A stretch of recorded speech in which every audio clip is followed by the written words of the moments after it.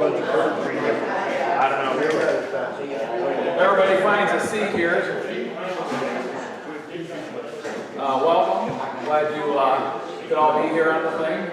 If you notice, we had on our welcome screens, we had slides with the club's logo and the thank you for their grant from the Legacy Fund on it, and then a couple other things. And then I had a thing scrolling, if you were early enough there, about building a how a century sailing battleship works. So if you got interested in that, there was a lot of woodwork that went into that because it was all wood. It had legs or sides 2 feet thick on it, and interesting technology in it. So if you like that, send me a note. I'll send you the link for it. Got our 50-50 drawing going on. Do we have any new people here today? Kurt? Would you want to introduce yourself? Need a microphone? Yep. I'm Jaden Gonzalez' grandpa. Oh, okay. Yeah, on his mother's side. His other grandpa is not here. So. Ah, great. Yeah, Great. first time here. Oh, This thank you. looks great to me. He at least keeps bringing new people in. Well, he was just telling me that with his membership, he can bring one person. So I'm the person today. Yeah, there you go.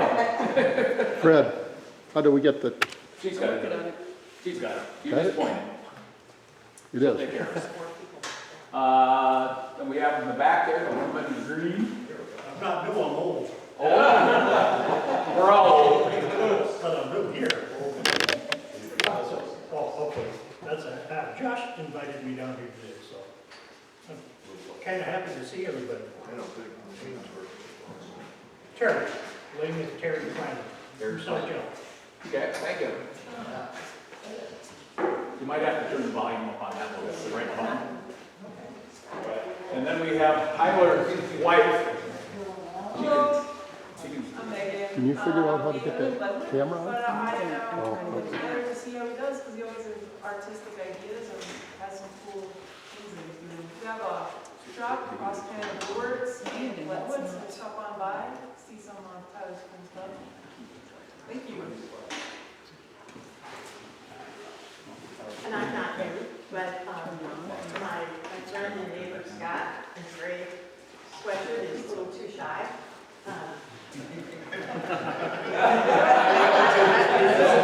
Embarrassing. Scott is my snowplow man, and he comes by when I close the blinds like, yeah, you're going home, no one's going to shovel. And he comes by and he plows my driveway. So this year out of thanks, I gave him one of my pens. And then he returned by bringing me some really interesting wood from Ohio. So I've got a piece that's not done, which Bill said is not good for today, but it's still on my lathe, a piece of mulberry. And also some kind of interesting, really old white oak, but would you like to say anything?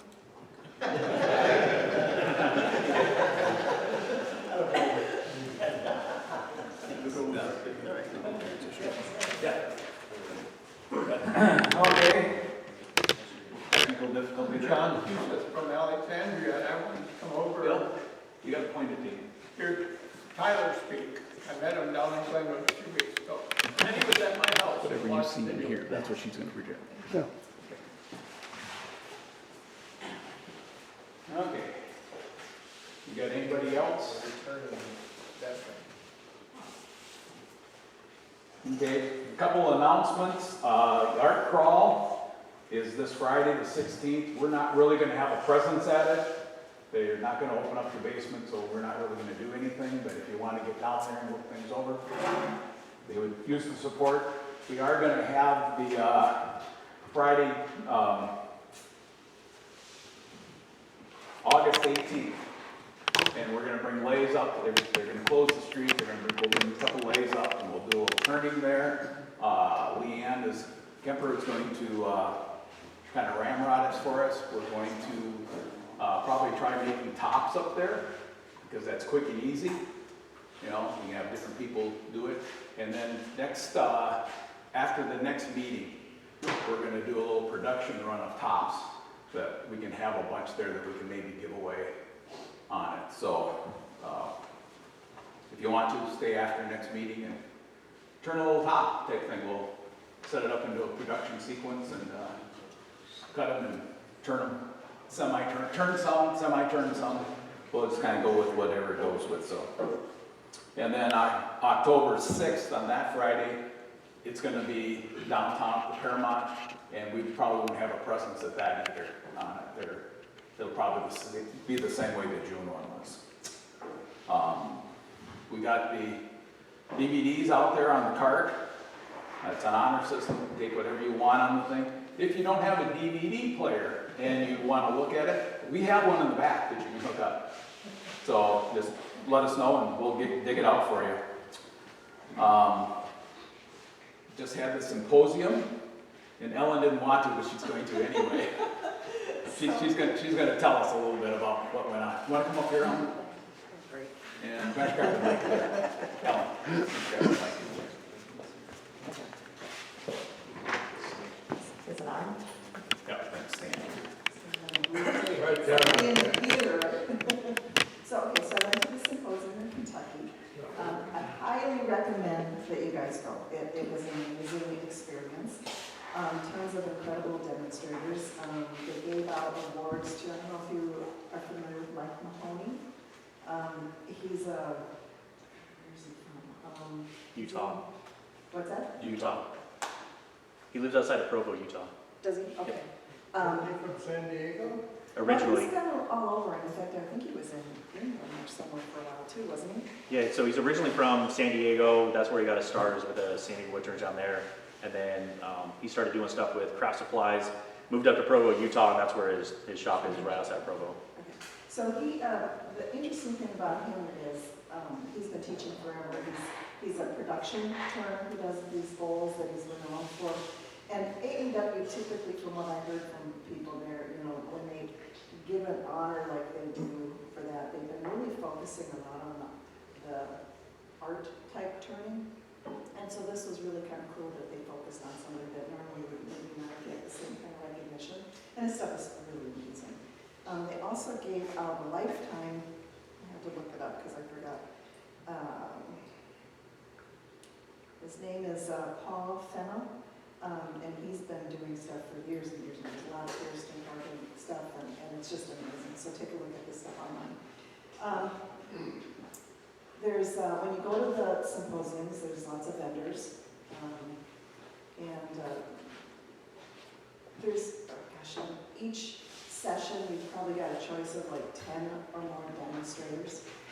All of them are, you know, really, really well-known demonstrators who've been doing it for years. You guys will be able to see it if you bought into the virtual. What else? I did the virtual. Did you? Yeah. I'm trying to think. They have a banquet when you're there. If you choose to go to that, I got to meet a lot of people. In fact, and so one little thing for just my personal thing that I enjoyed. The woman that I stayed with, I didn't know previously, and she was a volunteer who was doing press, so all the online stuff. And I followed her around a little bit one day, and she went up to a room in the evening to do something, and I walk in, and it's all these big names in there. So I ended up sitting next to Rebecca DeGroot, if you know who she is. She does the funky little critter, like teapots and stuff. And then sitting next to me is another big name, Betty Shapiro, and then also Donna Banfield, I'm saying her name wrong. And she was an early influence for me. So she does the piercing and carving and does some really unique little pot people and stuff like that. And so I got to, you know, hear them and talk with them and sit with them. And again, personal thing, Donna, when I said hi, I just gave her my name, she's like, oh, I recognize that name. You know, so it was just kind of cute that somebody that I, you know, have been watching for years actually knew who I was. So, I'm trying to think what else people would want to know about it. There's a gallery that you're going to enter in. You can take stuff in and have a judge. So, I'm not used to talking in front of people, so you kind of forget stuff. So, They have a couple different galleries. So they have one that's called The Pop, where they take people who are either real new or are recognized professionals. And they select a few to put stuff in for that. And then you have the instant gallery where each person's allowed to put 3 pieces in. And then there was another one where they choose 2 artisans to do like a collection of their work. And so that was absolutely mind-blowing. Some of the stuff that's there is just crazy, where people are taking and segmenting, you know, these twisting, winding, elaborate stuff. And what's nice is you get a range. So you get people who are brand new, you know, they put out their first bowl. And then you have people that have been doing it forever that are just amazing artisans. I did put some stuff out. People also put some stuff out. One of the women staying, she made nutcrackers, really cute, like medieval night kind of nutcrackers and so. And there had to be, you know, within that, just the regular one that people put stuff in, there had to be probably 400 pieces, 300 to 400 pieces up that you could look at.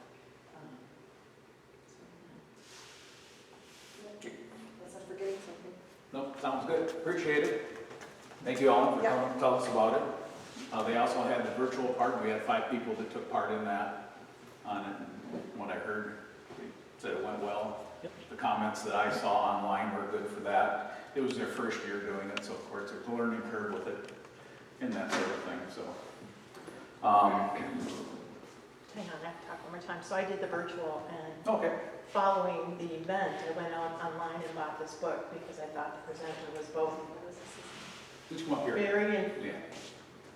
no, very informative and also an entertaining speaker. But she talked about spalting. I found it fascinating that she's a professor out at Oregon State, and in addition to teaching her classes, I'm assuming she runs this graduate program where she's got graduate students going out to both hunt down appropriate wood, but also mixing the chemicals that then they can sell to people like us to spalt your own wood. And it's turned into a revenue generator for the university. So the whole thing I just thought was really fascinating.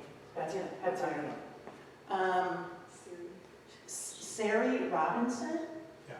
So, I actually went to her demo and it is absolutely fascinating. There's a lot of myths around spalting, you know, that it's bad for you, but, you know, it's not technically a mold.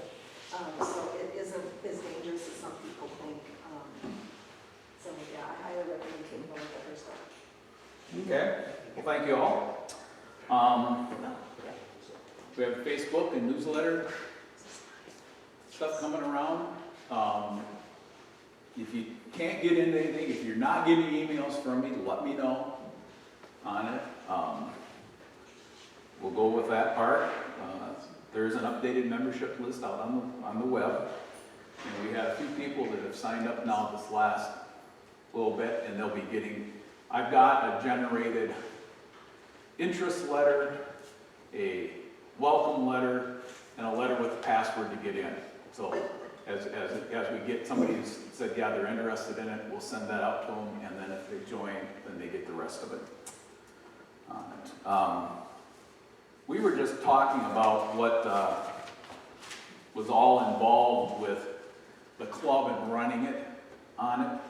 I'm the president, and we had, Guy said he had some comments that maybe it looks a little overwhelming.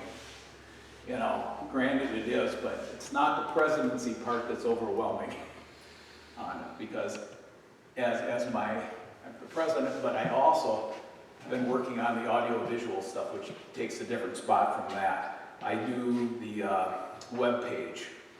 I take care of the Google Mail on it, so, and I print the name tags.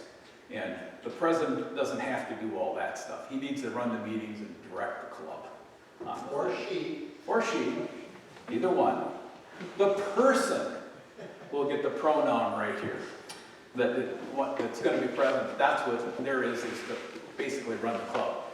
And the more other people you get involved with, the other stuff makes it easier. Like we've gotten the audio-visual stuff set up now, and Sharon's working with that, Bill's working with it, a few other people. And we're getting it so it's fast and easy to set up, rather than the 2 hours we spent yesterday, setting up on the thing. I'm figuring on the next meeting, we should be able to walk in at 9 o'clock and by 9:15 have a picture on the pictures up there. Guy does the newsletters. Bill Baker does the memberships. And then treasurer takes care of the books, secretary takes notes, and then we have the 2 directors at large, and we need a director at large this year, so. Think about what you want to do. And if you've got anything that you'd like to have, you'd like to see demoed, let us know. That's always one of the big things, is trying to figure out what people would like to see. So, is there anything else anybody wants to bring up? Oh, I know, somebody mentioned about wood. Do you need wood? If you need wood, talk to me. Tyler brought some black walnut, I think it was. And there's a couple other people that have wood sitting around that they're not going to get to. So if you're looking for something to turn, just let us know and we'll try to shuffle you into somebody that can help you out. Right. And we have several past presidents sitting here. Maybe they could add a little bit about what the president has to do. John and Jim and Bill. Yeah? Anything? The John? hardest part I had as president was working out the programs. Having a program in advance, getting somebody to do it. You get somebody set up for October and it's only April. Then come September, you don't have anybody because they change their mind. So that's a problem. Yep.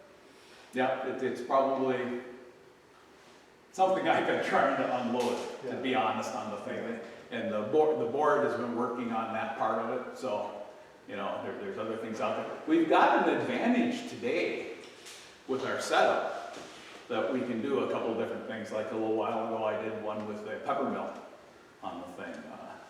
The ship thing, you know, we can bring in a YouTube thing. Hopefully, we'll bring in some national turners to do a demo on a live demo at a meeting on it. That's one of the goals I'd like to see, because we have the equipment to display it now. They stay in their home, they've got their own setup, they can manipulate the cameras themselves and stuff, so, yes? Didn't I see that the AAW would have allowed you to have videos from the symposium for the club? Did that make sense? Maybe not. The recent symposium in Kentucky. Oh, if we could use some of their segments for that? The club could have bought the right to have videos from that. I did not see anything for that. Okay. You know, as a... Next year. That could be one of the things that's going to come up on it, is that you could buy a section of the thing. With the video, or with the virtual, and I think they changed it so that if you attended, you also can for like 90 days. You can go back and you can play these. For $100, I could have bought 90 days worth of. Yes. Yep. So if you bought into the virtual, I mean, I've gone back and watched some of the other videos. You still have access to those videos. I can pull them up. For 90 days. Yep. We got it for 30 days. What's that? So what we bought was for 30 days, I think. Oh, it's just 90. Oh, it's 90 days? Yeah. Okay. And when we get done with it, it's going to be 60. So Yeah. you get it for a period of time on it. So, you know, I belong to a forum for the AAW that I watched doing. There's a lot of discussion in there about owning rights to things. Like our DVDs that we've got there, somebody talked about making copies of those. Could I make a copy of it and do it? Yes, you can. Legally, you can't. You know, if it's a local demonstrator, like Tyler, and we filmed this one today, if you wanted to make a copy of that, we could do that. For a small price. It's a shot there. You know, if he gives the club permission to do that, we could do that. But the national turners, you're not going to be able to do that with. If we have a national turner come in, it'll be the same way. You'll be able to watch that meeting for 30 days usually, 30, 40 days, and then he cuts it off. And that's the way a lot of them are going. So, anything else? Sharon? Tuesday is open show, Uh, open turn. okay. Oh, there it is.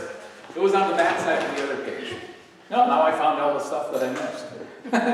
Yes, so. Open shop, it's gonna be the 13th, and then it's July 6th and July 11th, and it's from 6 till 9. The first Thursday, second Tuesday, every month, Yep. from 6 to 9. And if you want to stay and do anything today, I'm planning on being here until 2 o'clock or so. You can stay and turn something if you want. Need some advice on something, just stick around on it. No, I said, I found a copy of the schedule, I just pasted it up on the board here. Yep, that sounds good. So, For the open shop? Okay, so it's over there too. It's out on the web page. Notice it's out on the web page, that comes up a lot. Hopefully when we get done today, things will have run right and we'll be able to put out a clip of the meeting out on the web, so look for a note on that. I don't think I have anything else, so we can go to Instant Gallery if nobody else has anything else they want to do. And I put mine someplace, here it is.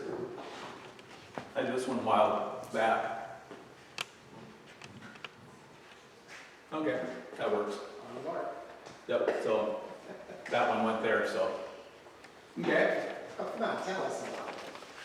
This Stand on the one mark. was so long, Fred, stand this up. one was so long ago, I don't remember on it, to tell you the truth. I think it's oak, and I think I put shellac on it, just spun it up. You know, I took Gary's advice and I put little rings on the back so the back looks like it's been finished. That's the big thing on that. So. Okay. Tyler, why don't you come over and tell us about yours? Here, I'll give you my pen. Sometimes. And then you need to be by the blue. So a little piece of star pine. The thing about star pine is the branches grow on specific levels, so they grow straight across, and then there's a gap, and then they grow straight across. This piece actually has a little face in it. So this one, yeah, I couldn't sell this one. I had to keep this one for myself. So yeah, a little piece of star pine, finished with walnut. Bill Baker. That's, I'll pass, just keep going. Dave.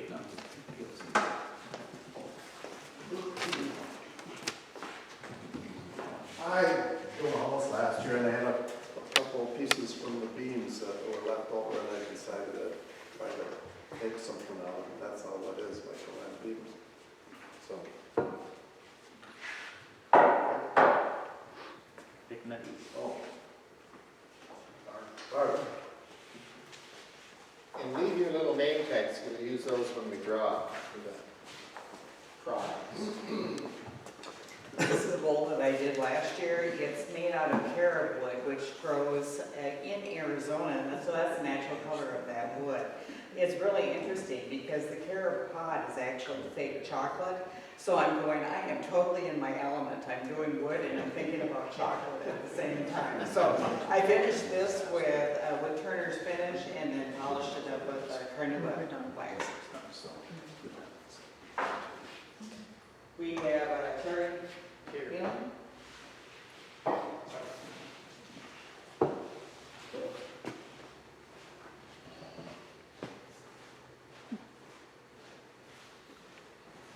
I'm coming. I'm Rich Sloan. This is I watched a gentleman on YouTube called Papa's 47. Where? Over here. Next March's spot. Anyway, this is all art segments, and the bowl's made out of poplar. And I thought it was just a pretty piece of wood. The trick is to getting everything cut and glued back together in one circle. So I'm also a CAD technician, so I saw this and I drew the prints. So anybody who wants to make a fixture to cut these, you're welcome to, and let me know some way or another. I think I have some cards up here, you can get a hold of me. But it was an interesting piece. I made the fixture 3 times. It's critical. The dimensions are there for a reason. They have to be met. If they're off, it's not going to work. But it does work if you get them right.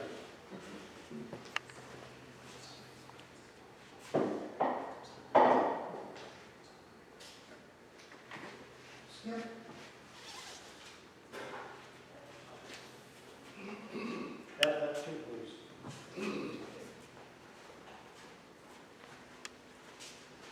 This is a piece I picked up at the last meeting. It was donated by Albert, some former member. I was trying to find out what was rough term, and it was about an good inch thick. And I got a few tips from John Kay on how to get started on it. First time I've ever turned anything rough. Trying to find out what it is, though. It's either birch or sugar maple, I guess. Not everybody agrees with what it is, but anyway, it's only about 95% finished.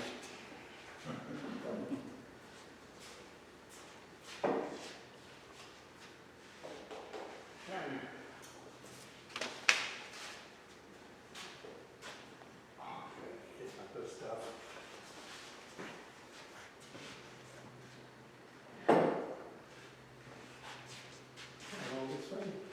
That's fine. I got 2 pieces where I use On the spot. So 2 pieces where I've used inlays, which is a product you can buy. It's an epoxy sold in every wood turner's catalog there is.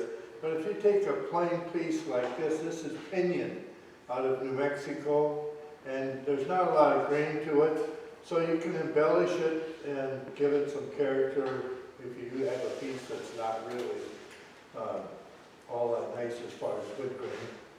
Now this, I'm going to give you that skip.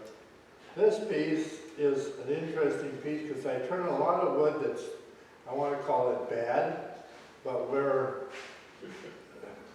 you don't know how it's going to stay together, and sometimes I fill grain which enhances it, but this we use the inlays to fill a crack.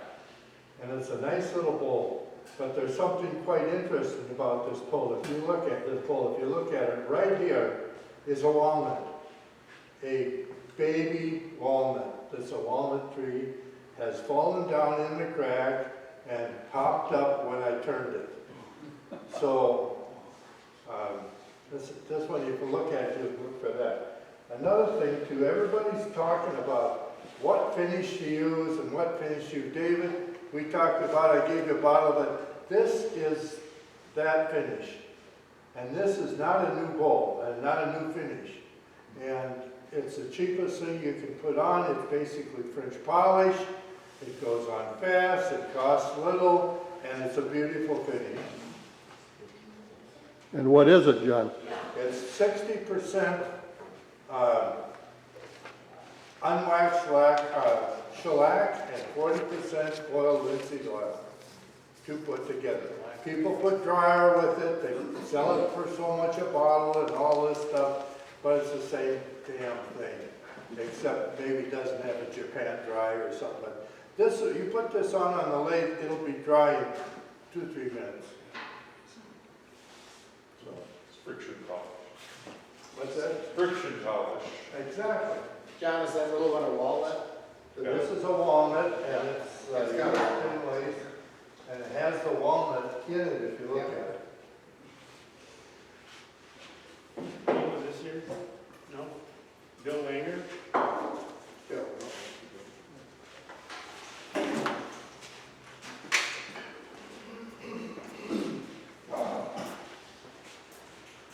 You should know I can't get everything.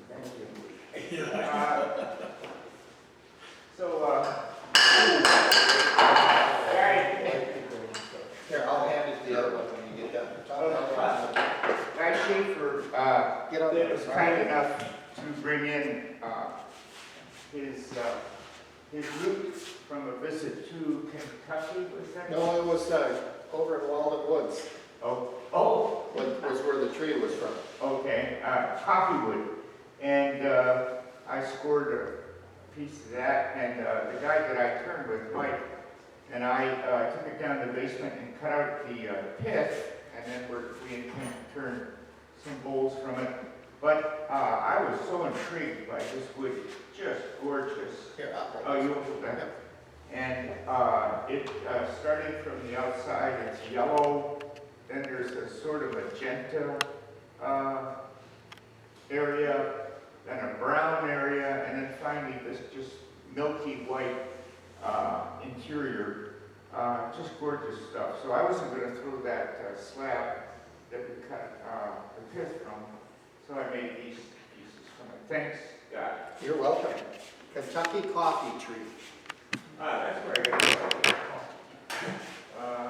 So let's see. Just mine, I think. Okay. And he didn't do. Terry had this box and the pen. Did you want to talk about them? Oh, okay. Thank you.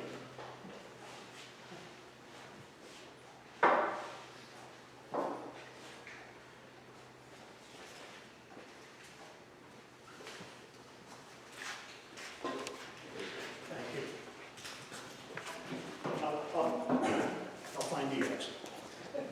The box is apple, and I have a neighbor and a friend who cherishes her apple trees. So they had to have some limbing done.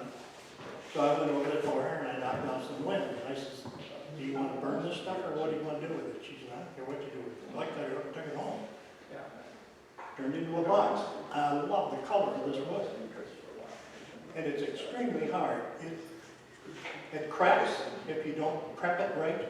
You need to seal the ends when you're going to dry it out. But as a result, I made this and I made a carpenter's carving mallet out of it. And I tell you, you whack a chisel with that thing and it's moving. The other thing I have here, one of my favorite pens.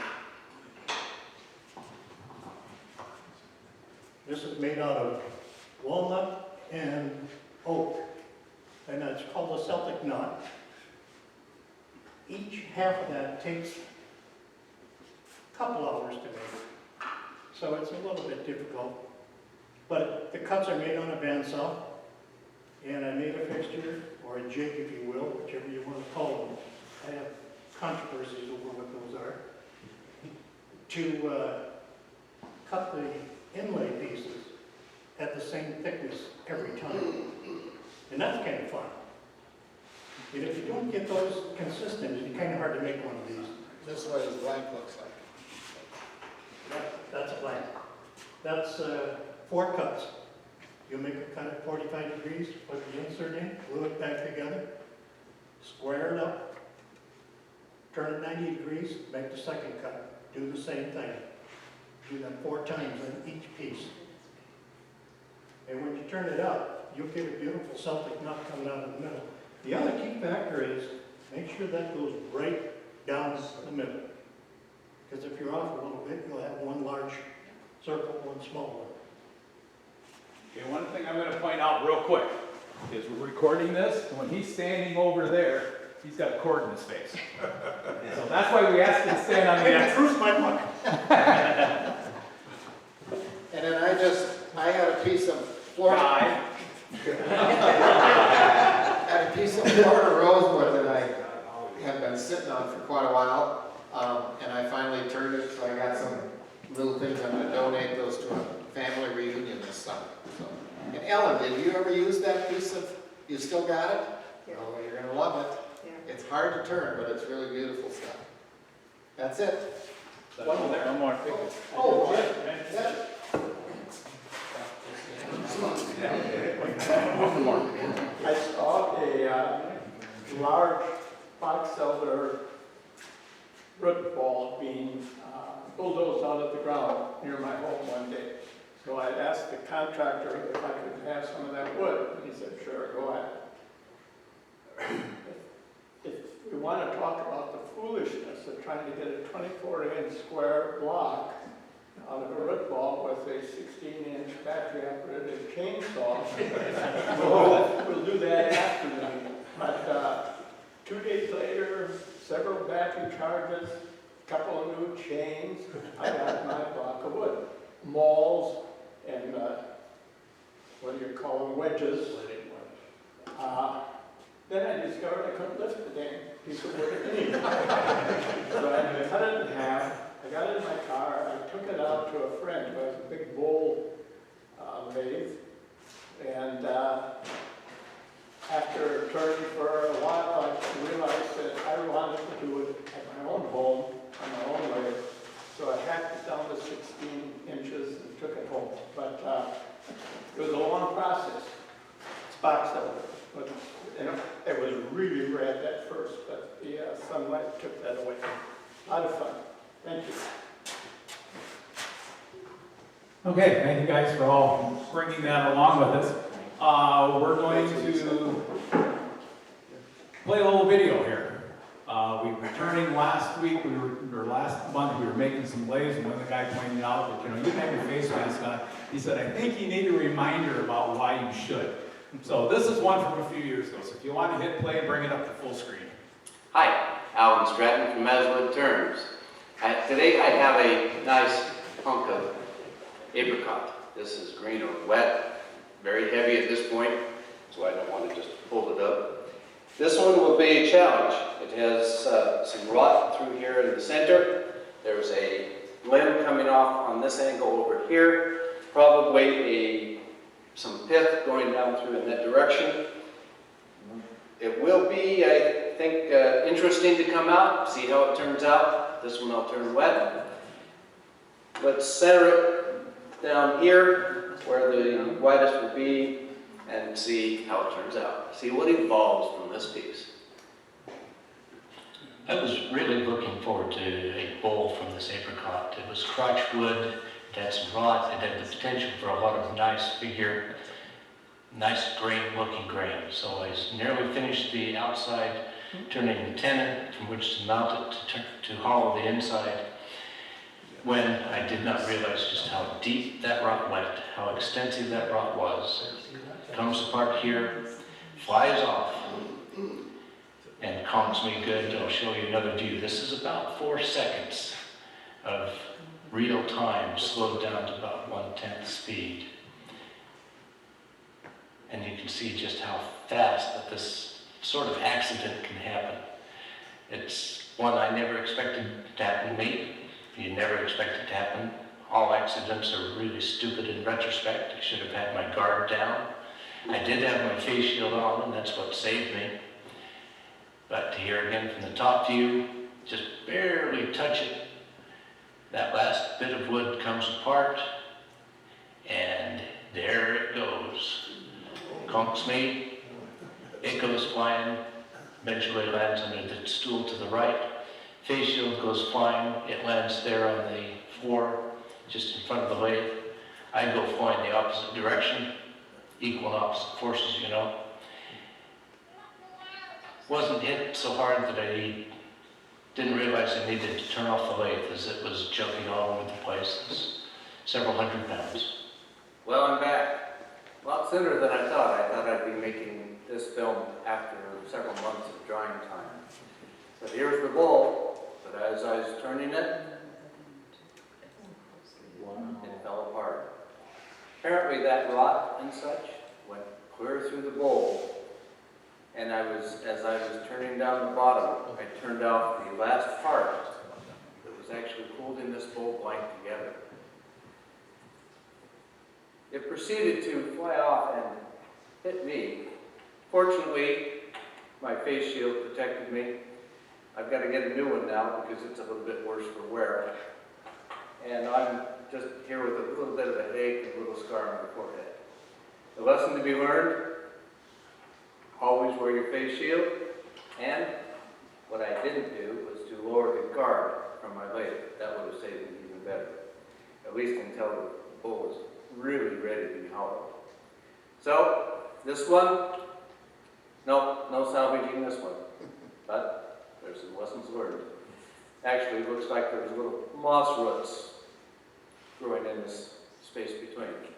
So this one's ready for the fire pit. I met him at the symposium. Okay, if you notice, I had Sharon move that over to the small screen, because then you can see the mark on his forehead. Yeah. You know, where otherwise you couldn't. So, just a reminder that you want to be safe when you're turning. So, Barb, you won the drawing for the thing, so we'll get you some money on it, and you get the 50-50 one. I haven't done that yet, I'll do that. Okay, we gotta pull the 50-50. Anybody want to buy 50/50? Well, that's the last chance. Anybody wants to throw some more money in at it? You know, we have a former club member, Dick Beamer, used to put on the safety program every year, and he had full facial surgery to repair his nose, his mouth, his lips, his teeth, the whole thing. And he doesn't come anymore, but it's too far to drive, but neither here nor there. He used to put on that and show that picture every year. Yep, that was, it happens quick. It happens quick. I've got a window that I broke. I put my lathe is on one side of my shop, is 26 feet to the door, and I put a ding in the door. So, you know, things happen quick, so. All right, we got some numbers. The winner is going to get $10. There's $20 in there. Okay. The winning number is 635. 635. 635. Who's got it? Oh! 635. 635. Jaden got it, so, okay, thank you. So, today what we're gonna have is, Tyler's gonna show us how he makes his gnomes that he sells out here, so. You got her on, and you can talk. It's on. Okay, you look good. All right, yep, doing gnomes today. So how many people have done gnomes before? You haven't done gnomes before? Oh my gosh. How many people have been in stores and seen the hundreds of gnomes that everybody's whining over? A lot of quilters have been doing it, so let me back up a little bit. First thing about me, so I'm Tyler Smith. I've been turning for about 5 years now. Kind of used it as a little bit of anger management, and I was with a group, San Diego Woodturners, is where I got my start from, and then a group called Turnaround for Vets. We would take vets with PTSD, physical mental disabilities, TBIs, and all this stuff, and we would teach them their turn. So part of that for me, you know, I love teaching as well. So I started learning how to do pens. I started learning how to do bowls, and then going around with the San Diego Woodturners, some of the best woodturners in the world would come down and they would do all these free demos for us. There you go. A little farther that way. Like trying to look for the mark. Yep, right to the end. That one doesn't have a mark on it. Use the wood. Use the wood. All right. So that's where I got my start, was Turnaround for Vets. Yeah, it was just an amazing group of people. I got really into tools. I got into the tooling, but being able to learn from some of, you know, San Diego Woodturners is a big club, and we used to have some of the guys, you know, Mike Mahoney would come down, Jimmy Clues, all these big name woodturners would come down, and then with the money from our group Turnaround for Vets, we were able to take a lot of the classes without any charge, so I was able to do a lot of those big classes, and I just kind of threw myself into it. I was like, yeah, I want to learn more, and I want to do more, you know, between bowls and then tops and then pepper mills and more bowls and then more bowls and then collecting wood, and then I got with the wood collection team. It was just, I really threw myself into it and just kind of developed my own style, I guess. I don't know if, like we all have something, I guess, a little bit different to share with our wood turning, and we could say, oh, I'm doing it like this style, or I'm doing it like this style. It's like, oh, okay, but you got to develop your own. So that's where I started doing different projects. I don't know if you remember Sally Alt. She used to slap my hand, slap me in the back of the head because I wasn't holding tools right, or sometimes I get frustrated to pick up carbide. Sorry if you're not a carbide person. They still work, and I get it. It's a scraper. I absolutely know what to do. But sometimes I get frustrated. I'll pick up a carbide tool just because, you know, I don't know if I'm standing on the wrong foot to have my tongue hanging out around or something, or forget to sharpen. It's just not working, so I'll pick up carbide. But So with people like that, they would teach me how to do things, and then Sally, one day, she has been one of my mentors. She is, a fabulous turner. If you ever have a chance to see some of her stuff, it's just like, between her and I think, but Cindy Drozda, they're like two peas in a pod, and watching those two work together, it's pretty awesome. But coming from her, she finally took a step back. She's like, what do you need to teach you for? So I was like, wow, maybe I am doing something right. So she, I think, has been my inspiration for me opening up my own wood shop, which is down in Glenwood, Cox County Woodworks County. So yeah, I've done a lot of gnomes. The couple that I have here, I call these my pot heads, right? So they're like a little flower pot, really simple to turn, and people seem to love them. So you can do any color you want to, you can put any type of embellishments on them. So that's a basic one, or that's a more fancy one. This is the basic one. So you can turn them out of any type of wood, even something with a little characteristic knot in it. It's really simple. These are not hard to do. There's a little bit of a process to it because I have blown the ball off the top. You can make them one piece, you can make them two piece. I'm just gonna do a little demonstration on how I do the one piece gnomes. You can even do, like this one I started last night, I haven't quite finished him up, so he's gonna be a little Viking. Just out of a piece of red cedar. He's got a little shield, he's probably gonna have little spikes, little things on his helmet. There's so many different types of gnomes that you can do. I kind of wanted to get into it because we were up at an antique store or something like that. There's an antique store up in Alexandria, and they probably have 1,000 gnomes. And I was like, what's this whole gnome kit? Well, everybody wanted gnomes. And now that I started making them, I've sold quite a few. I do something in a bottle stopper. I call them my drinking buddies, because you can't drink one alone, right? So I do a little gnome, put a little bottle stopper on the bottom. You kind of got to keep the hair out of the bottle. But yeah, so that's how I'm doing my gnomes today. Some of the tools I'm using, very basic tools, nothing super fancy. Spinner rough and gouge, regular detail gouge, bead-dan, got a parting tool, just basic tools. Can you do it with carbide? Absolutely, yes you can, because I've been frustrated before with a very hard piece of, buckthorn. And if anybody's, buckthorn's a weed, right? But it's really cool looking, and it's super hard, and my tools just weren't working with it. So I took a little carbide, and yes. Basic tools, you can absolutely turn them with carbide. So yeah, we're gonna get started here a little bit. Anybody have any questions before I get started? No? So I'm using today a little piece of poplar. I think this one's like 3 by 3 by, looks like about 9 inches. So very first thing we're gonna do is make a round. So I like to turn fast, I do. So this one's up about 2,400 RPMs because all we're gonna do is make a round, right? Anchor bevel cut, and we're just gonna start.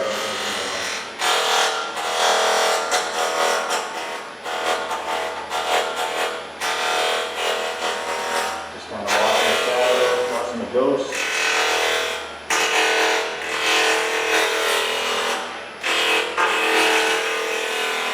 And this lathe is super tall for me, so I have to tool it down, so I would be turning it by the middle of my chest. Now you can do these out for tiny pieces, you can do them out for big pieces.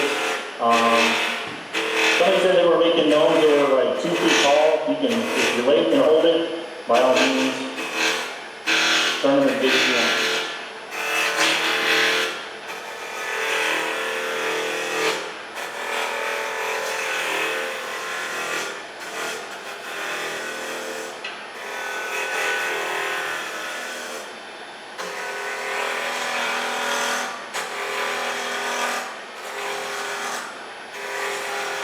All right, how many new turners do we have in here? We have new turners? Nobody new? So how can we tell if this is round? Aside from stopping the lathe. Tool on top. Put the tool on the top. Nope, not round.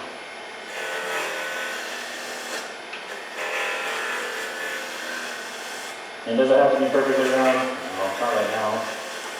We'll make it round.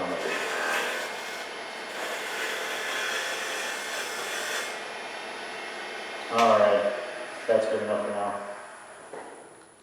Alright, I still have quite a bit to go, but that's fine. So, next thing I'm gonna do is I'm gonna make my tenon. Alright, do we do the tenon on the live side or the drive side? Typically. What's the safest way to do it? The drive side. The safest way? I would say, go ahead. Oh, I'm sorry. Would you cover for the new turners the use of that spindle roughing gouge? Because I've seen people come in using them on their bowls and everything like that, with that narrow tang on the bottom. That's pretty dangerous. Sure, absolutely. Okay, so did everybody hear his question? So it's talking about the spindle roughing gouge. Alright, so this tool is really just for making things round and working on spindle work, not bowl work. So why don't we use them on a bowl? Is because the points on the end will grab. I mean, it's so dangerous to try to use this, especially on the inside of a bowl. Don't even recommend using it on the outside of the bowl because of the angles that you're working with, okay? So, here we go. All right, so spindle roughing gouge, right? Also direction too. So a lot of people, when they first start using these tools, they'll just lay it flat and then try to push in with it. Well, what's gonna happen is you're gonna start to make a divot and it can actually catch these 2 points. So you always want to be going in the direction of your cut, right? Turning left-handed, turning right-handed, whatever. Hand over the top, hand over the bottom. You know, we talk about the ABCs, but there's also the D of wood turning, right? The dance, right? So holding it, anchoring it on the tool rest, and then pushing that thing from side to side, right? You didn't see me going straight in. I always got it cocked at an angle, either to the right or to the left, and then a little bit of cuts at a time. If I was to push this straight in, it would absolutely grab at some point and catch. And then either, you know, if you have a super dry piece of wood, a hidden crack, something in there is probably going to give. Or this thing is going to go flying up and then the front row has, well, at least half of a tool, or most of a tool. I kind of like my tool, so I'll keep it to me. So this thing can grab, so that's why you always use it at an angle, pushing whichever way, to the left or to the right. Also for new turners, the way I like to teach people how to use this is to take your index finger, put it right against your bevel, and that's going to be the direction of your cut, whichever way my finger's pointing. So if I want my cut to go this way, I got to hold this tool over here. If I try to rotate it, this is going to, that's the direction of my cut. I don't want it to go up. If I want it this way, it's going to go, I want it to go that way. Think it this way, I guess. So make sure that you're using that in the correct way. Did I answer your question, or what you're talking about? I just want to be sure nobody's using it on a bowl or inside a bowl. It's a tool you use to round off a piece of wood, then you put it back on the rack and use something else. Yeah, absolutely. Also because the tang is so small compared to It can break off. yeah, because it's just a Yep. flat piece of steel. But I know that a lot of people don't realize that. So. Sure. And the other thing, so this is actually my smallest roughing gouge that I have. I have one, I use it for doing big round pieces or big heavy pieces. I have a 2.5 inch roughing gouge, and I can actually stick it on my thigh and then put it on there and just let my thigh take the brunt of it, just chunk, chunk, chunk, have it laid down at 100 RPMs. Great sharp tool, but yeah, it has its purposes. Do not use these. I mean, was it Richard Raffin does an amazing video on catches. If you ever seen it, it's like my anxiety goes through the roof if you ever watch his video. And he purposely does catches. He does a catch with a skew, he does it with a detail gouge, he does it but the one thing he will not do, because it is so dangerous, is do a catch with a roughing gouge on the inside of the bowl. It is very, very dangerous. So again, spin a roughing gouge just for roughing the outside of these things. So my next tool I'm going to be using is a V-dam, beating and parting tool. So I'm going to be making my tenon with this. It's always safer to go on the live side. Why? Because if this decides to push through, if I hit a soft piece of wood and I hit that drive spin or the drive side, it's going to grab this tool. It's really going to do some damage, right? Damage to the tool could do damage to yourself. So I like to teach everybody, if you're going to do it, do your tenon on your live side, not your drive side. If this hits the live center, it's just going to spin, right? If it hits the drive center, it could do some damage, right? So we'll turn it back on. Start with a little cut at first. And bring it down. For the new turners out there, one step that I forgot. Make sure that I measure my chuck tin so I can have the tin in the right size. So, real simple tools. We'll open it up. Measure the chuck. Always measure when it's closed, right? I'll talk to you a little bit more about grip strength of your chuck. So I want it to be, that's pretty close. On top, I got a little bit more to take down.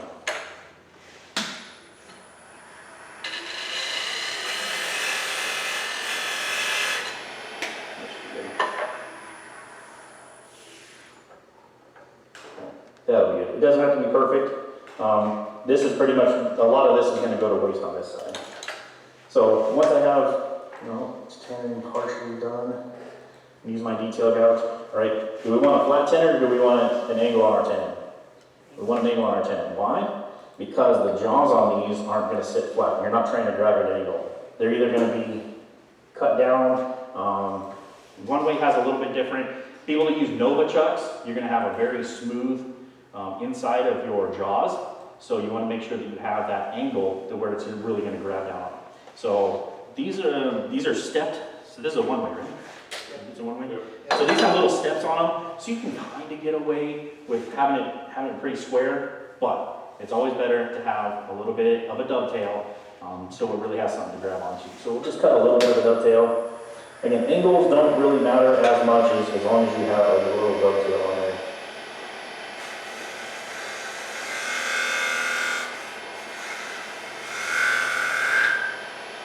And the other thing that does matter though is this thing isn't going to sit flat on the bottom of the jaws. It's actually going to sit flat on the top of the jaws. So I want to make sure that this surface that's in front of the dovetail is square, and then I want to have my dovetail. So it doesn't have any gap in the chatter there. So once I have this done, I'm pretty much done with my drive center. I'll bring this back.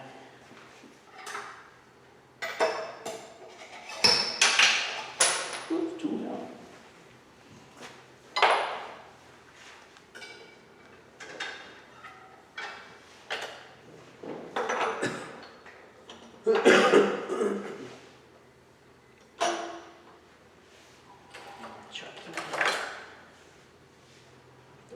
The organized chaos. I love it.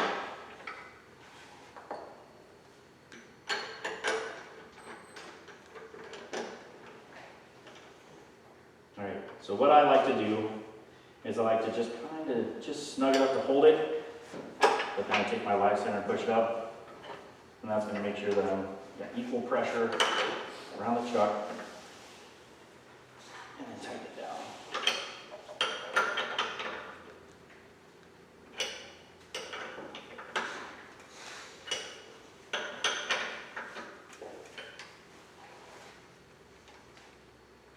All right.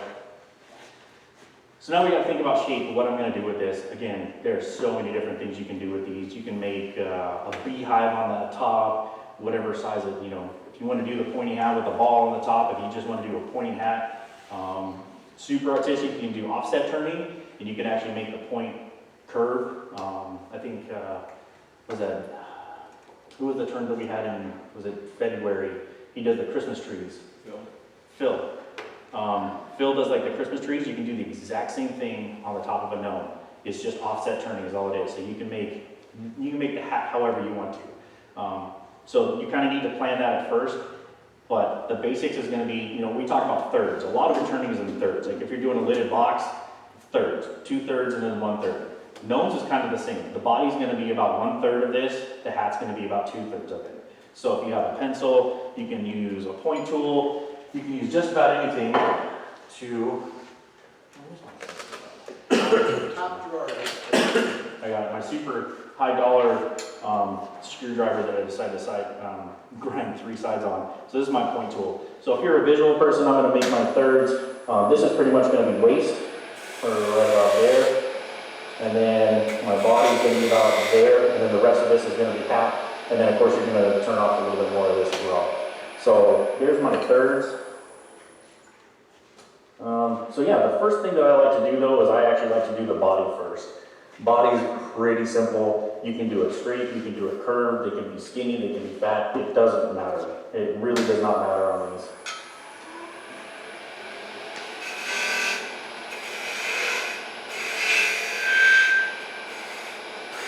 The main thing that you want to do is remember that it'll look a little bit goofy if the hat is skinnier than the body.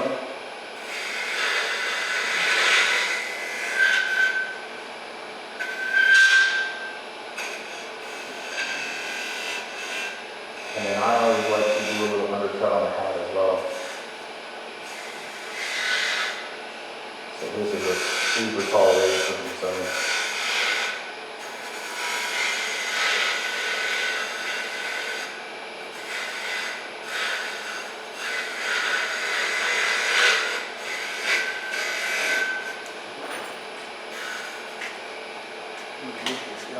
What's that?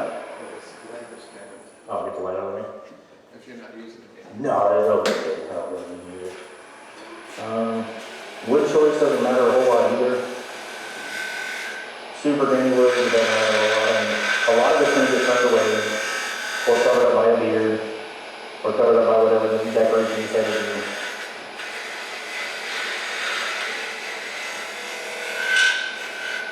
But I know after you round the hat just a little bit more.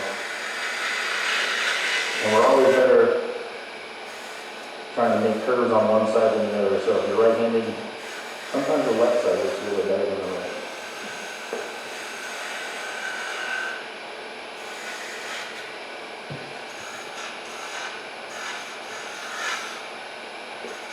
I get asked sometimes about like the angle that I grind my gouges at.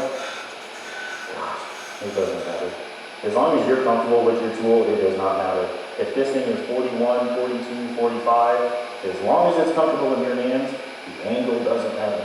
And also, when you go to sharpen your tools, that's when the angle matters a little bit. Because if you try to change your angles, you're just eating away your tools. So I think this one I tapered down just a little bit. So I think this one's about 40 degrees. The one that I have on the other side of this is about 45 to 48 degrees. So my barbecue shapes are pretty much done. And again, when I do the hat, I actually like to undercut it. Why do I undercut it? Because it hides the beard. When you go to glue the beard in, if it's regular flat, you're going to have a glue line that goes across the top. If you undercut it, you can actually take the beard and tuck it up into that little section. I'm going to try to do right here.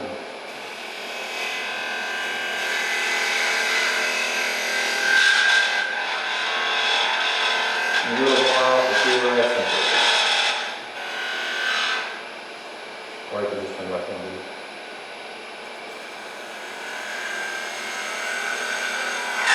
There we go. That'll work.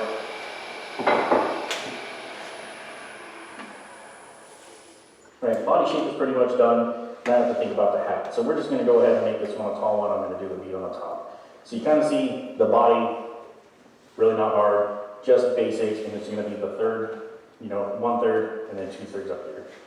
So I'm going to take this back on, take it off the gouge. We're just going to make it round again. Just being careful on the edges.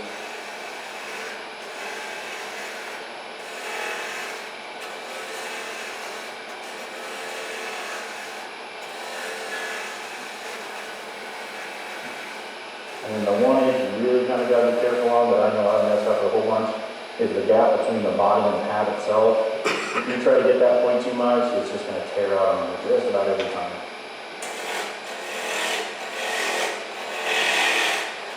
And you can go on to remove the material.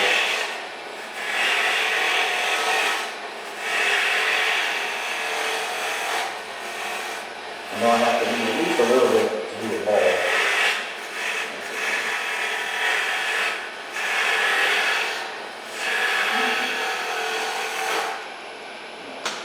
Stop this, move the tool rest just a little bit closer. There we go. But it is round-ish. I have one spot, I feel a flat spot. Notice a little bit more on there. Alright, so this is the part that you just want to make sure it's round. I've done a number before, thought it was round, pretty much had it finished, and there's a big flat spot right on the top there, so it happens with us.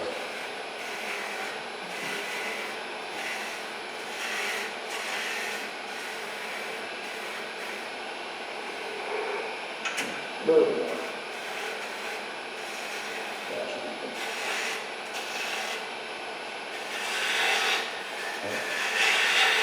Try to remember to cut down again, don't do what I did. I know it. Do as I say, not as I do. Don't cut up again.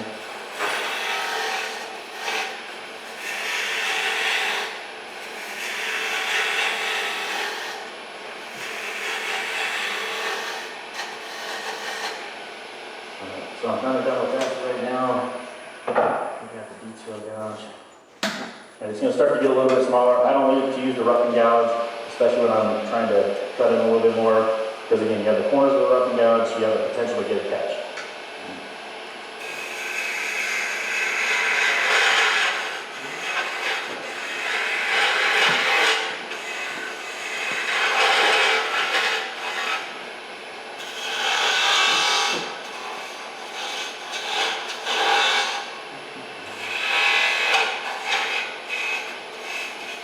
Set myself up to make the ball. I know I'm gonna have to do a lot more of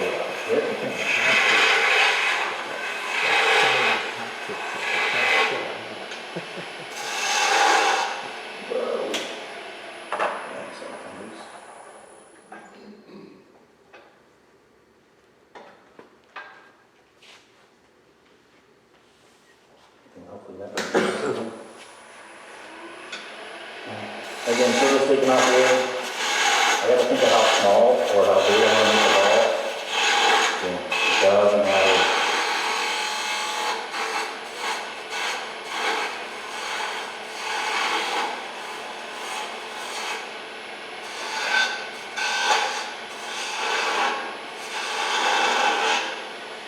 One of the things that'll probably frustrate you more is trying to make that ball on top perfectly round.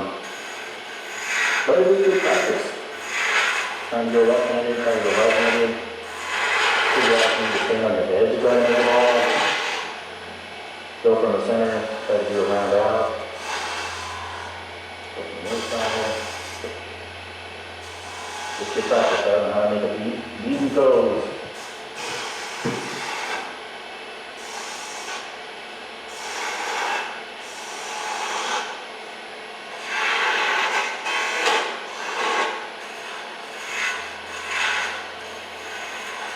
I was told I got to keep it an hour and a half, and I started doing the tops before, so if I do have time, I'll do a little quick demo on my tops as well. And down, almost done.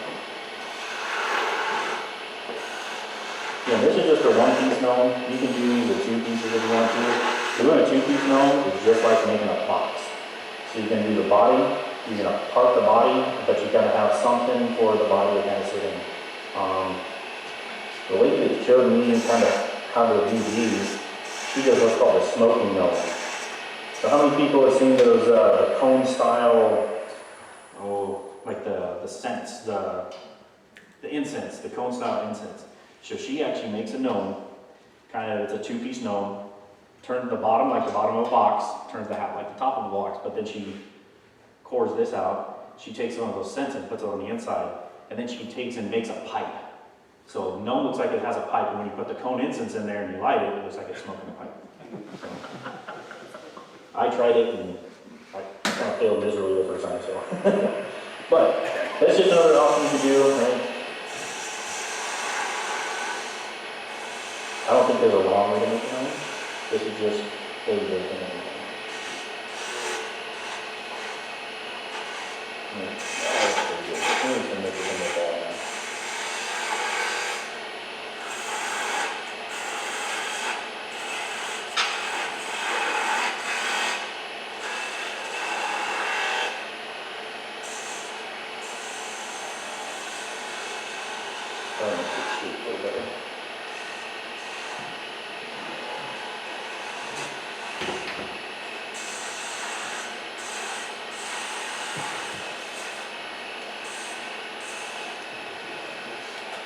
What's that? Just if you want that. Oh, I'll let it. I'm gonna carve off a little bit of this.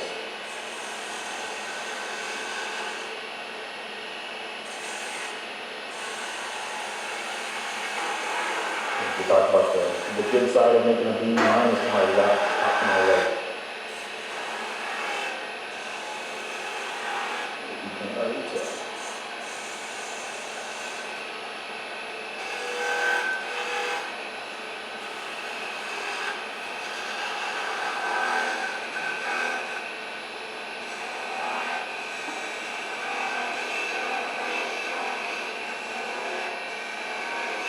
So once I get the beads are about there, it's pretty close.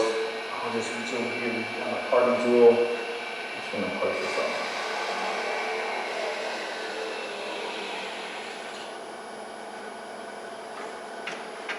Get this out of the way. So once I get it to here, again, you gotta take real small cuts because you got quite a bit of wood that's hanging off the end of your truck. And just do one of these.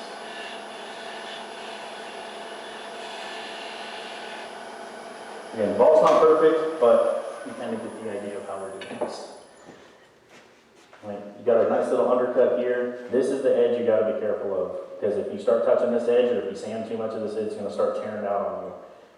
Have it happen all the time with this one as well. Because most of my gnomes I do out of it was a 20-foot cedar beam that I had given to me. And it's so dry that it's, oh gosh, it just tears out like crazy. So, we'll just hit this with a sandpaper.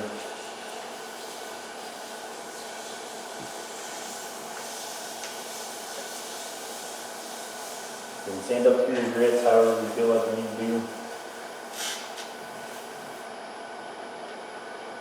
So that's pretty much it. Color. So the way I do my coloring is I use just a standard Sharpie.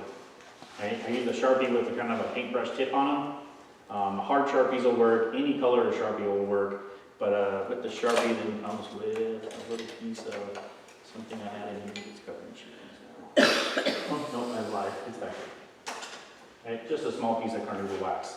The wax is just going to help seal the Sharpie in so it doesn't get all over your fingers. So turn this back on. I'll just do a quick drag with it. Make it as dark as you want, make as many pads as you want. Use other colors if you want, use different colors. So a little bit of that, take my wax.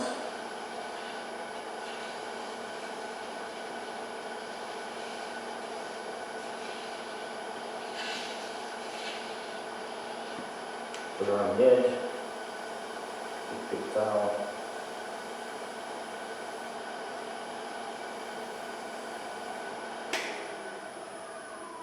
And that's pretty much it as far as shaping goes, right?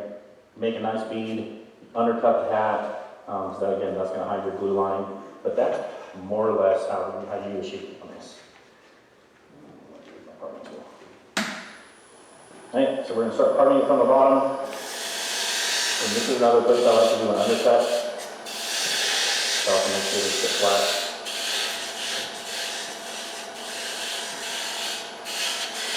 So I don't want to push just straight in. Why do I want to push straight in? Because the wood's going to grab this and get really hot, as you can kind of tell. Happen once or twice.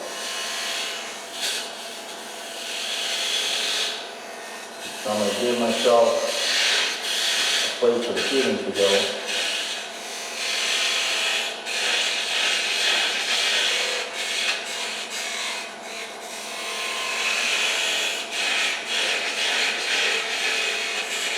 Until I get it down.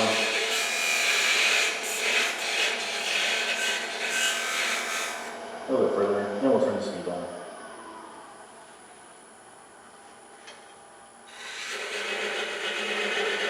So I'm going to grab the tool a little bit more, but it's almost at the bottom.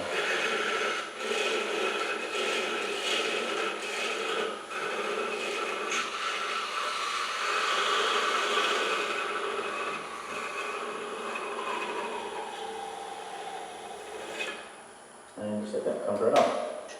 Have a little bit of nub to cut off at the bottom, but other than that, it's pretty smooth, pretty flat.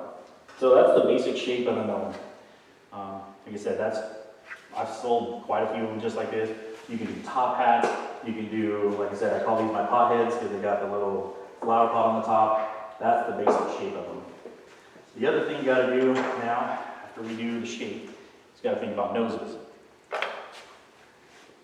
So I do my noses with just a little bit of a cutoff. You can use cutoff on pen blanks, you can use a cutoff of just about whatever.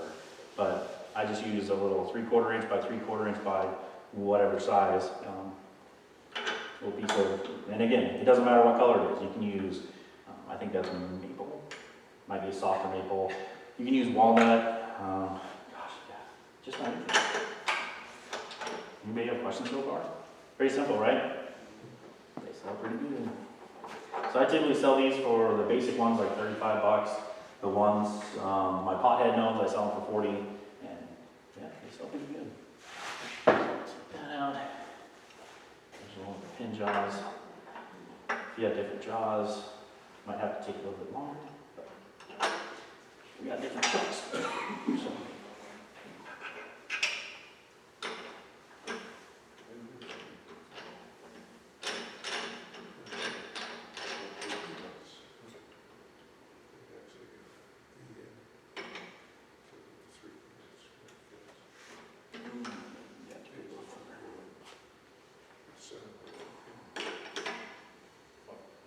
Questions?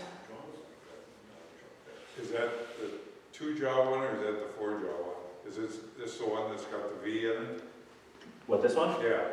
This, it doesn't have a V. It's the 4-jaw pin. It's the 4-jaw. Yeah. There's 2-jaw ones. Yep, if you have like the pen, for drilling pen plates, it works just fine. I use that one, that's what I typically use. It does hold it a little bit different, and it doesn't have to be exactly 3/4 by 3/4, because this one is gonna move a little bit, because I have a little gap on the top and the bottom. We'll try not to blow this one up. We'll try to do it the best I can. So a couple of different ways that I know how to shape, because basically you're just gonna turn a bead with a tenon. That's all a nose is. So they're gonna finish up looking like one of these that's over here. And here's a pretty small version of it, but all it is a bead with a tenon. The easiest way, I don't have one, but take like a 1/4 inch box end wrench and sharpen it.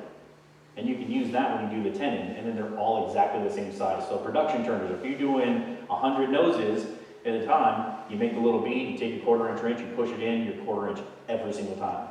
I'm more of a guesser, so I work in ish a lot. So it's 3/16-ish, it's round-ish, square-ish.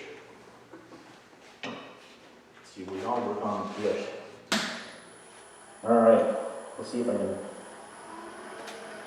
Probably gonna wobble quite a bit. It's okay. Use our friend.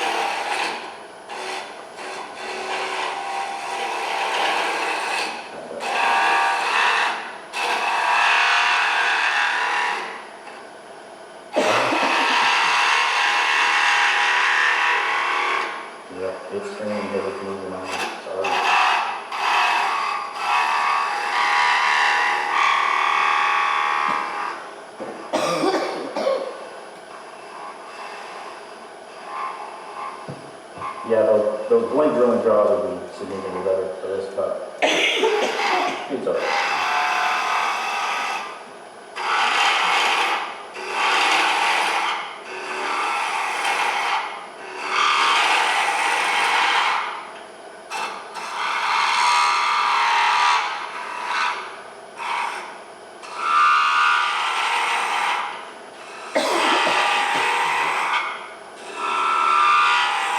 Yeah, the tenon length doesn't really matter a whole lot here, because you're really just drilling into a solid block. Everything I need to do is just it's round-ish. Round enough. And again, this is a gnome. They can look fine. Adding further. Alright, so once I get it to about there, swap tools back to my B-dam. And this is where we should go there.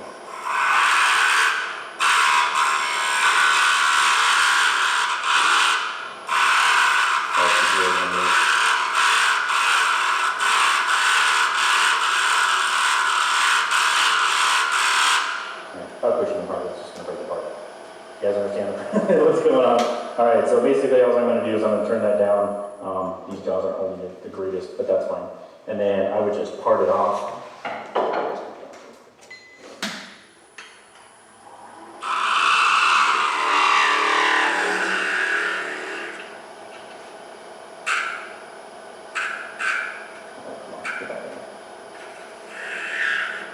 Just like that. All right, so you got your 10 in, you got your bead for your nose, give it a little hit with 320 or some sandpaper, and then that's a finished nose. That's really all it is.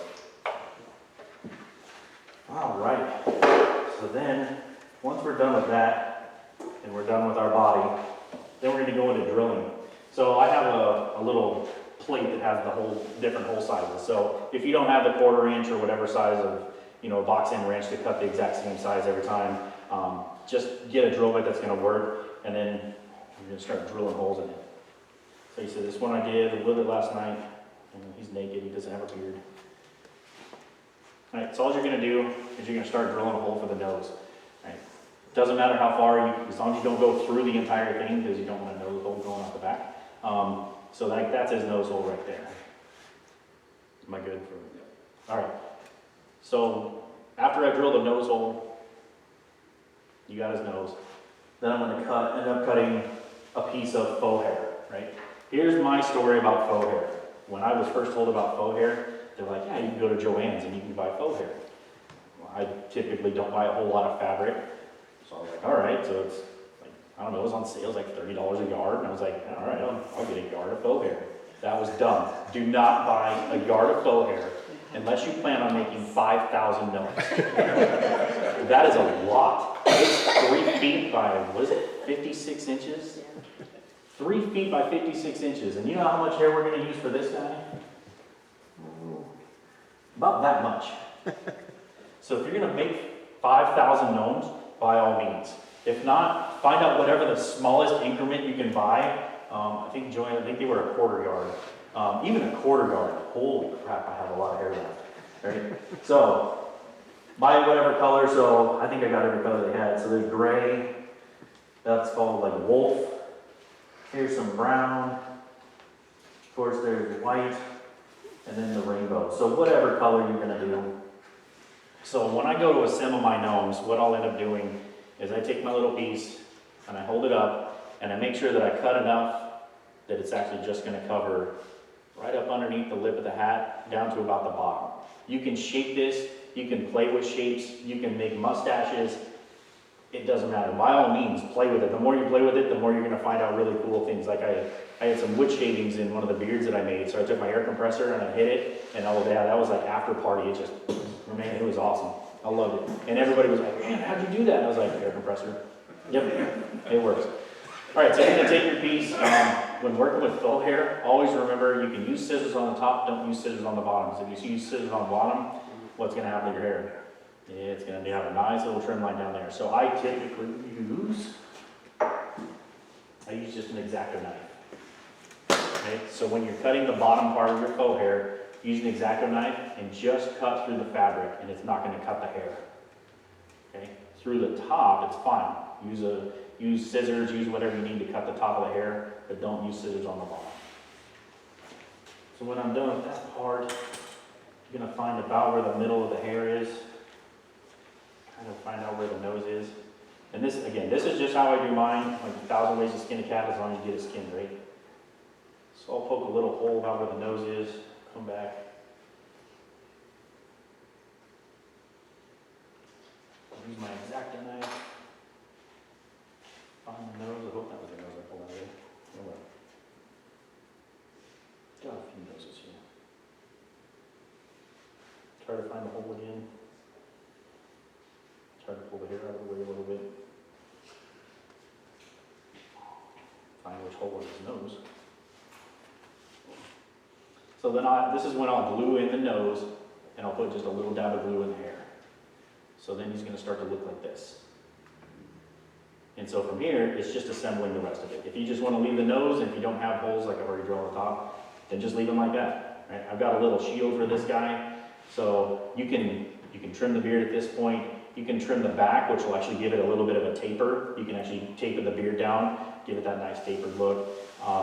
You can play with the hair by all means, like give them a mustache and then take a razor blade and kind of trim on the inside of the mustache and it'll have like a mustache with the beard that comes down. There's so many different things that you can do with these gnomes. Like I highly challenge, like this is a fun project. You want to get creative, like this is a really good way to get creative. So this guy at some point will have, where's the rest of this? So I just did a little shield off of, I think it was the hat part. So I just took a piece of the hat, ended up doing a little shield, used my spiraling tool. And you can either do it with the hair there, or I can trim the hair back a little bit. And then I'm gonna end up gluing the shield on. Do a little hand here. Again, the hand's gonna have to go through the beard, but that's fine. He's gonna have a really long beard, look awkward with a hand coming down his beard. And then if you do the offset turning, again, another challenge, doing offset turning. Mine didn't work out so well, so I just use sandpaper. And so this guy is gonna end up looking a lot like this. Right? So little Viking gnomes, 1,000 different ways you can make gnomes, right? My challenge to you guys is like, just get creative with this stuff. Different color hair, different color hats, different beads on the hats. I did try a honeycomb one with a beading tool. Didn't work out so well because the wood was just so dry, it just kept on blowing apart on me, so I ended up turning them into one of the regular gnomes. But yeah, any questions about this? Nothing, huh? What do you use for glue? For glue? Good question. Yep. I apologize, I forgot all about that. Joanne sells these. You can use just about any type of hot glue gun. That's all it is just hot glue. You can use CA glue. You can use any type of glue you really want. I ended up, my first glue gun I had a big fat tip on it. You can use the full-size ones with the fat tip. It will work, but if you can get the little detail tip, it's going to work a lot better. This is going to allow you to get down inside the hole without having a big dog coming out. I think this one was like $10, and then you can get like a 25 pack of glue sticks for like another $10. So you can glue a few hundred gnomes for about $20 of this, and then again, if you buy a yard of faux hair, about 5,000 gnomes. So you just need more glue at that point. You need more glue and more wood. Yeah, so that's the type of glue that I use. Drill bits, always brown coloring drill bits. Yeah, that's about all I got. Another question? Yes? Do you do any sort of finish on the hats? Or do you just I just use walnut oil. I don't like shiny wood. That's just personal preference, right? I have used, shell wax. I've used the friction finish. I've used shine juice.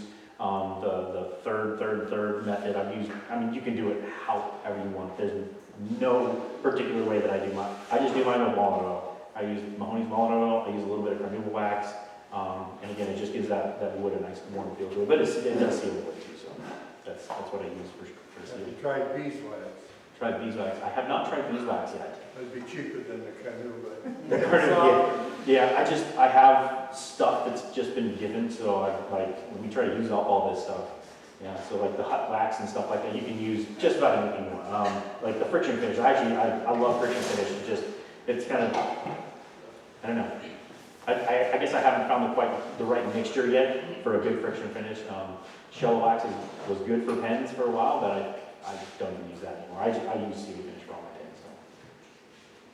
Any other questions? Finishing. Tooling. Would you use other pens? I use CA. I CA finish all my pens. I learned how to do it. I can fairly quickly. Yeah, and I have a lot of wood around here, right? I have yet to have a finish come off. Unless you have gasoline on your hand, then yes, CA glue will come off with gasoline. Not to try it, but it just happens. Okay, anything else? Okay. Do you want me to do my tops real quick? Why don't you just show us how you do your tops? All right.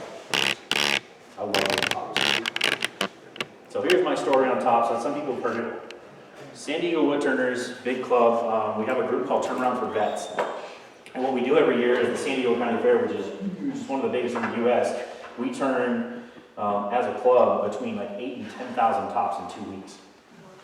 So to start this whole process, we start about a month and a half in advance, and guys will come in with just bags and bags of top blanks, and we try to turn as many as we can. We take them to the group, the vet group. And we have the vets even learn how to turn them, because when we make them from the vets, or the vets make them, they sell even better at the fair. right, because they're vacuum made. So here's how we do ours. So you can get these from Rockler. It's like a 36-inch by whatever that is, 2.5-inch, 3-inch dowel. Hard maple, and make sure you have end grain. If you try to do side grain like this, it is not going to work the way that I'll show you. So make sure you have end grain. Right? Was that a 3/8-inch dowel? Gorilla Glue, I highly recommend Gorilla Glue just because it's going to expand, it's going to fill any cracks. So that's our basic top blank right there. Oh shoot, I think I need to trim this down. Yep, that is not going to fit in the bottom. Where's the saw? Sorry, these are made for, like, typically you can put the dowel all the way through the chuck, but because this one has a little block in the back, it's not going to work.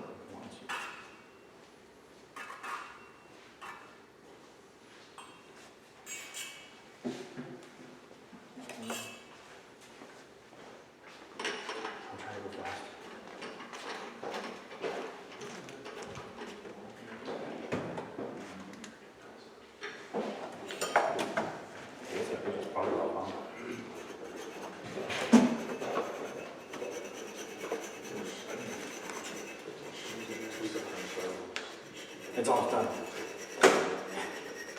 So close. All right, close enough. All right, so what are the tools that I'm going to use for this? Detail gouge, parting tool, and some people already saw it, some people didn't see it. My super high dollar, like you have to be rich to buy this thing, right? I'm just kidding. So this is my chatter tool. Right? I think Sorby makes a chatter tool as well. Make it, don't buy it, don't buy it, right? A pen blank and a 4-inch wood screw.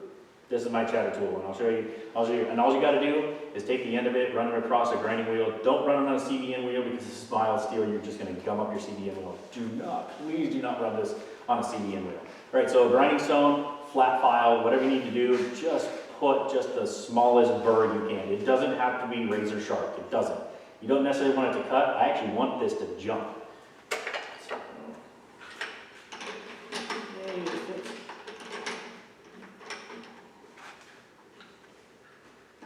All right. Got a little bit of a gap on the end. That's okay. We'll deal with it. All right. The other thing is the live center that you use. When I do tops, or when we do tops like this, everybody knows what a mandrel saver is? Yeah, for pen turning. So we're going to use a mandrel saver. This is going to provide support when I do the back side of the top. Okay. Out of the way for now, but I think I'm all set up. Ready to go. Face shield. Yes, here we go.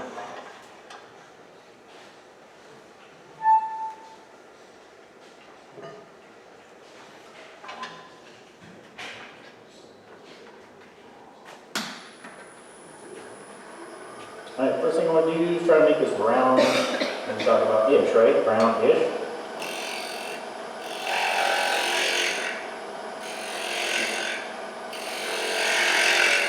All right, so that's round-ish.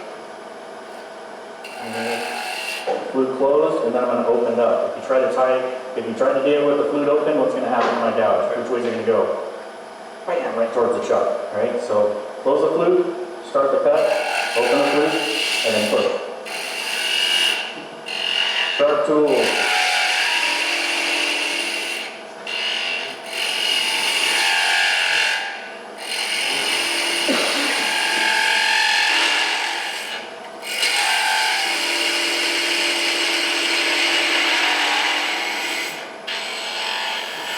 And I already see my top sheet. Now I'm not pushing hard at all. I'm just letting the tool roll with it.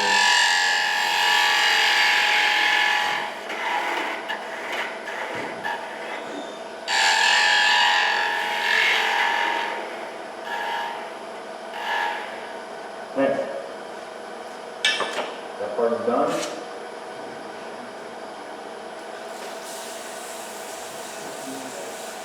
Goes with the sandpaper. All right. So we're going to do 2 colors on this one. So with 2 colors, I'm going to take my point tool. Make my little line right there.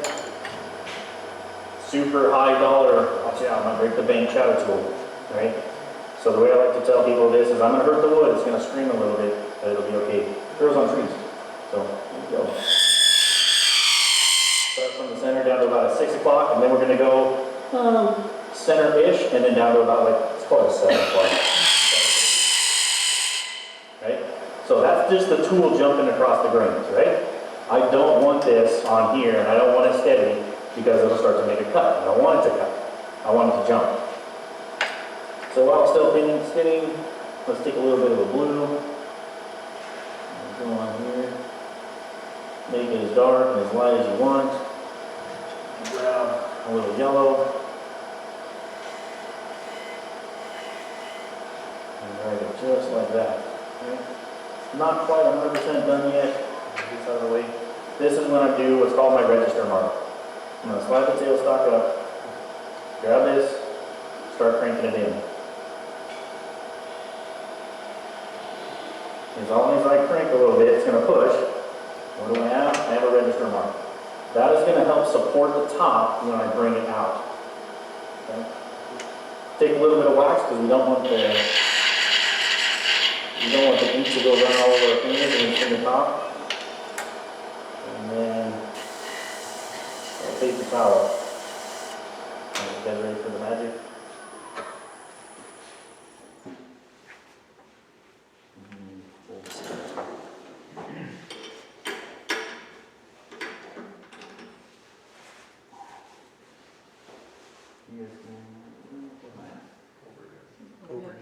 Better? Too high? That's what the chatter tool did. Alright, a couple different angles. Anytime you touch it to the wood, it's going to come out different. It's going to grab the grain different. It's going to make a different mark. And I don't want it to cut, I wanted it to jump. Right? If you speed the lathe up, if you slow the lathe, actually if you slow the lathe down, it might actually grab and pull the tool out of your hand. But do a high speed, and it's going to come out just like this. Did you have the chatter tool on the tool rest? So the handle of the chatter tool is on the tool rest. Okay. The tool is not, because I want it to jump. Yep. If it didn't jump, it would grab, it would cut, it would almost make like a shearing cut. But it would definitely chatter just because of the size of the shaft lines. What angle do you hold it? The angle does not matter. It really doesn't. As long as you go, if you can imagine this being, so when you look at the center, if you're going from like the center down to 6, 7, possibly 8, I wouldn't go out to 9. But from the center, you're making that diagonal cut, just a little drag. And you can touch it to it, you can push hard and do a real slow drag on it. It really doesn't matter. That's just gonna make the decoration just a little bit different. Okay? So then we're gonna bring this out, make sure I have enough to grab onto. That's pretty short, but it's okay. How many people saw me do this earlier? I'll try not to blow this one up. Yeah, where's the early one? Yep. So that's the one I did earlier, but you can tell the handle kind of came apart on me. It's okay, happens. What do they say about wood? Grows on trees, you always make more. Alright, there we go. So, then I'm going to bring the tailstock up. Just going to make a short one. See how it kind of sits in that register mark? That's stable, right? If I didn't have this up here, I don't think they would work at all, right? So you've got to have this up here for the register, or to sit in that register mark. And there we go.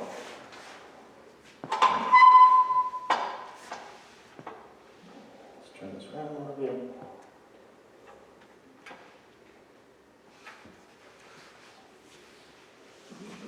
All right. Now to the inside, again, start with the flute closed, then open it up. If I start with it open, it's going to shoot it back across the tool. I like to do a little rounded edge, and then this is where turning left-handed really comes in. I like to do a little recess on this side. All you have to do is make it flat. It's going to spin at this point. Even if I don't turn the handle, well, in theory, it should spin at this point. Oops. Or you've got happens.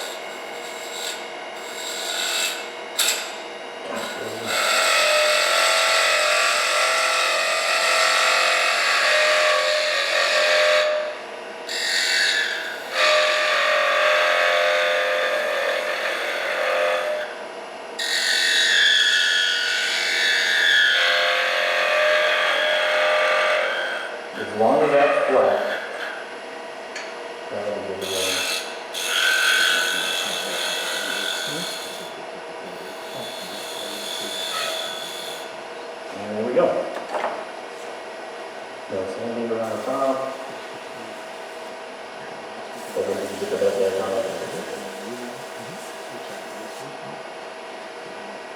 Okay, doing 2 colors. This is what I blew up last time with the picture. Okay, it didn't blow up this time. Alright. Alright, so again, exact same thing, except instead of going towards like the 7, 8 o'clock position, I'm going to go more towards like the 4:30. 4:30, 4 o'clock, you know, down to 5, and even 6. Tool on the tool rest, just the handle on the tool rest, and then I'm just going to drag it. Right, tell the kids, like, it's okay, it's screaming, but we're going to make it pretty in just a second. Right, even going from the center, I'll adjust my hand, my hand position. Pull it out towards an angle. Pick my colors. Keep the yellow on the outside, and yellow on the outside. And where's our room?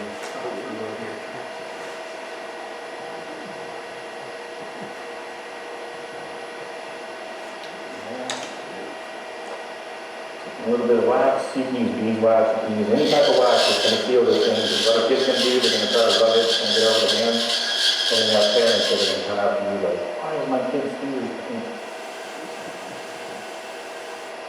Alright, just a little bit of that. Alright, a detail on the handle. Completely up to you. You can leave the handles plain. We've used the handles plain before. They work just plain. I like to come in here and I like to make it a little thinner. Hopefully it doesn't come apart again. This is that detail side.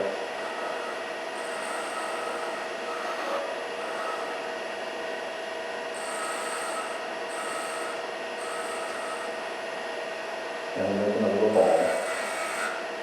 Be careful of your cut jaws.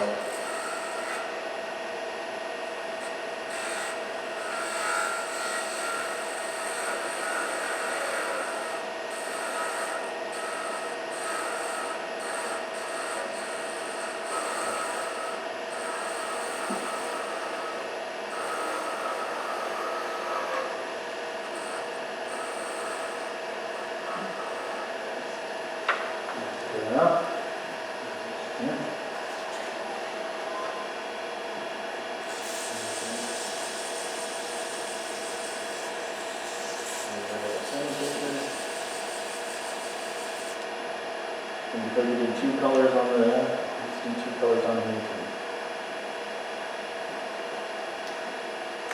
Blue. I keep putting the color back. There we go.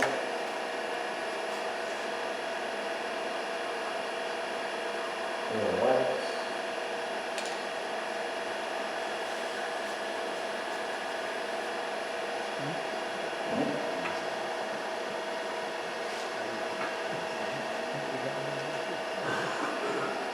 And then the party tool.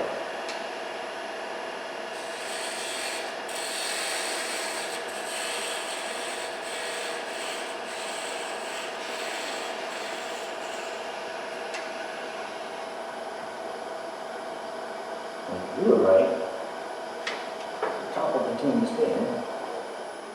If you don't do it right, it's going to wobble and it'll probably break off. Just like that.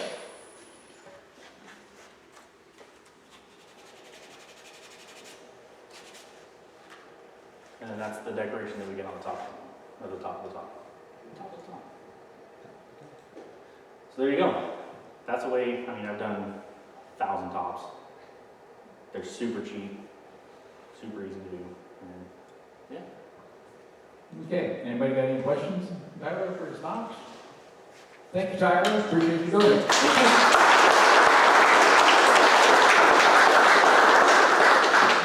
Okay, if anybody doesn't have anything else, we're done. Thank you all for coming, and we'll see you next month. Remember to bring some bowls, empty bowls.